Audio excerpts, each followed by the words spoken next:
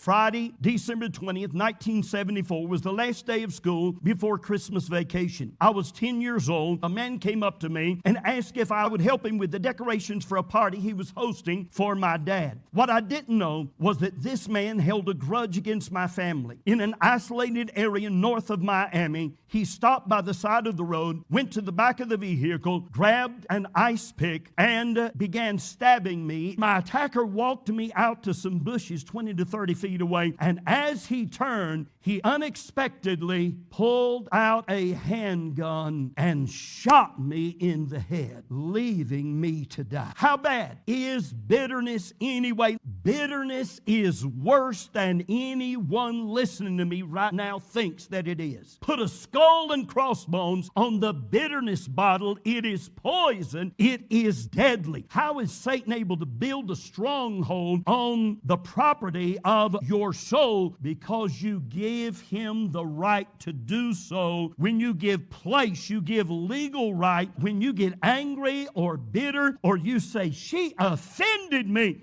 you're just that close to being bitter at somebody. Anytime you say, I'm really upset with so-and-so, you're that close to being bitter, and Satan doesn't care who it is or what it's about. You say, well, you just don't understand. I'm telling you, I have a right to be bitter. No, Satan simply knew what your number was and dialed it. Dr. Jesus has an antidote that will purge the poison of bitterness out of your system if you will take it. And that antidote is the grace of God. It is the desire and power to do the will of God that God puts inside of you. When you're tempted to be bitter, you say, God, I need your grace and power to not get offended. Or God, I need your grace and power to not get bitter and to forgive. If you're already bitter, ask God to forgive you and cleanse your heart of the bitterness and anger and vengeance that you're harboring there. Dedicate your life anew to God. Ask God to take back any place or ground